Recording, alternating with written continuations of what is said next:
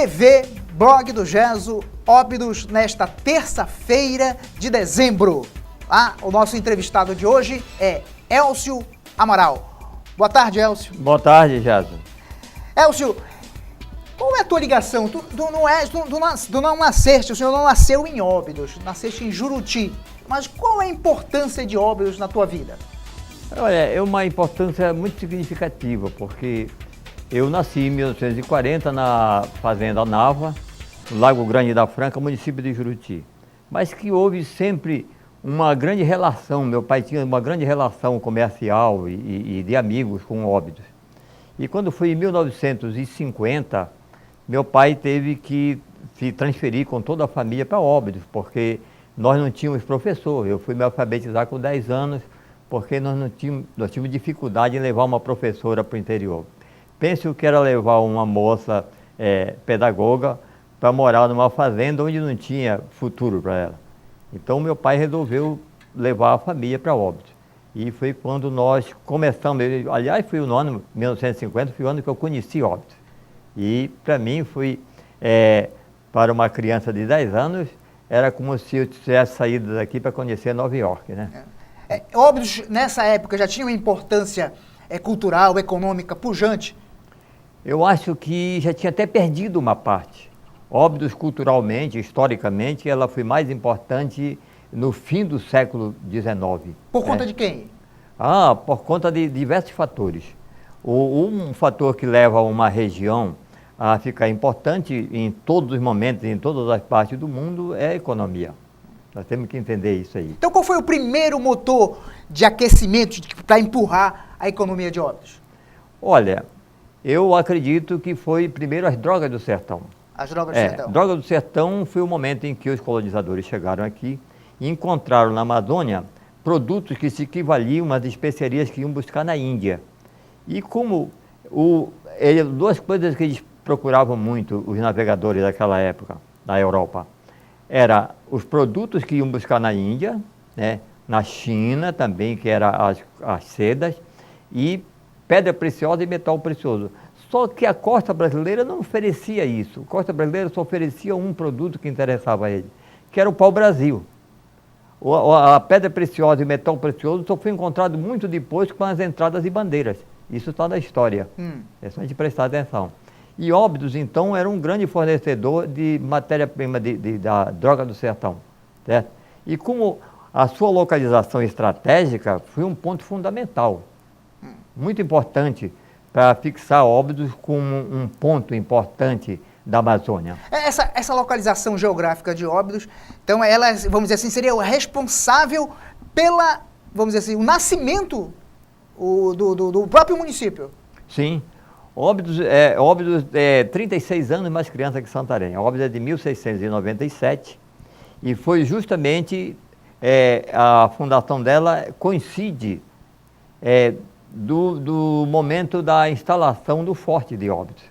O mesmo cidadão que construiu o Forte de Óbidos foi o que construiu de Santarém, que é o Manuel Siqueira. E ele construiu por quê? Porque os andinos trafegavam aí sem nenhum respeito. E desrespeitando os tratados de Utrecht, o Tratado de Madrid, todos os tratados que existiam no mundo eram desrespeitados por eles. E então eles resolveram colocar Óbidos como uma cidade sentinela. Porque ali é a garganta do Amazonas, tem 1.790 metros hoje de largura, naquele tempo devia ser bem menor, e eles instalaram então o primeiro forte. E hoje nós temos lá o terceiro forte. Elcio, esses fortes que foram construídos em Santarém, em Óbidos, em Gurupá, né, eles tinham a mesma planta ou então eles eram adaptados à realidade local de cada município, de cada localidade dessa? Do que se tem informação, eles eram adaptados de acordo com a localização. O Forte de Óbidos era muito simplório inicialmente. Ele era bem ali onde está localizado a firma Moi e Companhia, hoje acho que tem outra denominação. E lá os canhões eram fixos e localizados numa projeção que conta a história que não surgiu nenhum efeito no sentido de preservar ou de impedir a passagem dos andinos, porque ao detonar o canhão passavam por cima das embarcações. Sim. Coisas que, como diz a história, né, criticando, os portugueses não eram muito ladinos nessa história. Agora me diz uma coisa, um forte como, por exemplo, desse de Óbidos aí, na garganta do Amazonas, ou de uma maneira geral, em comparação ao forte de Santarém, em termos de, vamos dizer assim, reforço de arsenal, de poderio de guerra, de poderio de defesa, ele era mais forte do que Santarém? Olha, as peças de artilharia daquela época, do que se encontra aqui, do que se encontra em Óbidos, eram idênticas. Santarém só tem 6 peças de artilharia, né? Certo. Tem 2 aqui no forte, onde é hoje o Frei Ambrósio, tem 2 na Praça do Centenário, ali no São Raimundo, e tem 2 no aeroporto. Então, as 6 peças, né? Óbidos tem um pouco mais, porque Óbidos, aqueles que estão hoje lá naquela praça onde é realizado a festa do Carnaval, eles apenas estão lá como enfeite, mas na realidade eles eram colocados na segunda etapa, que foi no meado do século XIX. Ela foi feito o segundo. E todos esses canhões, essas peças de artilharia, eram colocadas lá, certo? Então, do que se entende, todos eles tinham a mesma potência, todos tinham a mesma diâmetro, modelo, né? A mesma mecânica, tudo era igual.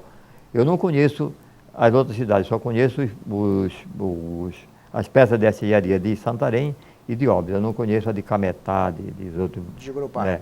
Do Gurupá, eu não conheço. Mas deveria ser o mesmo, porque as fábricas... E curioso que esses canhões eram fabricantes diferentes, não tinha só um fabricante. E fabricantes, inclusive ingleses e franceses, como tem os daqui.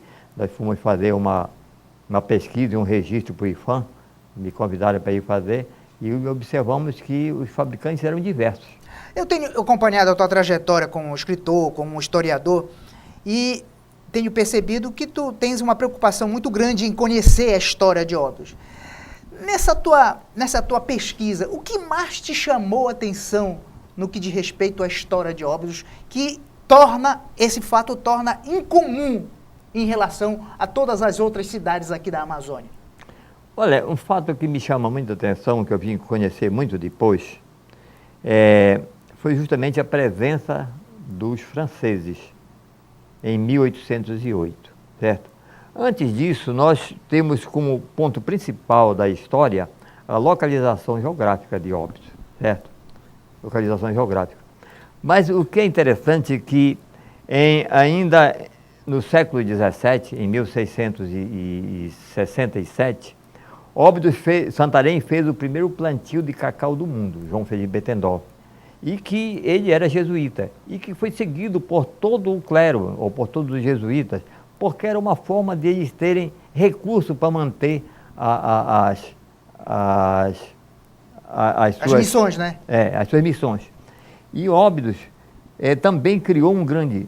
O Cacoal de Óbidos foi construído na frente, naquela costa, à margem direita, que fica em frente da cidade. E segundo a história, tinha 20 quilômetros de frente, certo? 20 quilômetros de frente. A história conta, então, uns detalhes interessantes, é que o valor das terras, não só lá, depois outros cidadãos começaram também a plantar cacau, porque o cacau foi um best-seller na economia, certo? O cacau foi levado, já era conhecido na Europa através do extrativismo, das drogas do sertão, né? E lá os europeus ficaram alucinados com o sabor do cacau. O cacau é altamente calórico.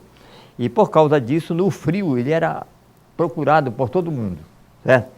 E começaram a procurar. E o fundador de Santarém, João Felipe Betendorf, conhecia esse fato e começou a plantar cacau. E se considera o primeiro cacau plantado do mundo. E eram plantados em várzeas, como o de Óbidos também, eram plantados em várzea. E as pessoas... Mas tem um sentido muito interessante, socioeconômico, que foi a fixação do homem. Que a primeira forma de atividade na Amazônia Fixou o homem no campo. Fixou o homem na terra, certo? Aí demais, o homem era quase nômade, porque ele ficava num rio, do outro, coletando, certo? As drogas do sertão, é interessante falar, e pouca gente hoje já não conhece, nem eu conhecia a maior parte do que está na história, que era puxuri, salsa parrilha, baunilha, cravo, manteiga, de ovo de tartaruga, urucu, pimenta. Então, era uma gama dela, eram 18 mais ou menos. E essa aí, todos eram cobiçadas pela Europa. E a Amazônia, por causa disso, teve um tratamento totalmente diferenciado, desde o Brasil colônia até o Brasil imperial. Por conta dessas drogas, né? Por causa dessas drogas, certo? Por causa dessas drogas. Tanto que não permitiram, de forma alguma, a navegação motorizada na Amazônia, mesmo sabendo que o mundo já usava embarcações movidas a máquina, né? Criado na Europa, na Inglaterra, propriamente dito, mas eles não permitiram. A Amazônia só recebeu permissão de navegação motorizada em janeiro de 1853. Bem tarde, né? É. Ok, Elcio Amaral, eu quero que você, ainda vamos tocar nessa questão da influência francesa, e tu vai me responder isso logo depois dos comerciais. De que maneira essa influência francesa, quando se fala em França, se fala em escritores, se fala em música, se associa logo à França à questão cultural, né? O império cultural da Europa, e até hoje é muito grande por conta da França.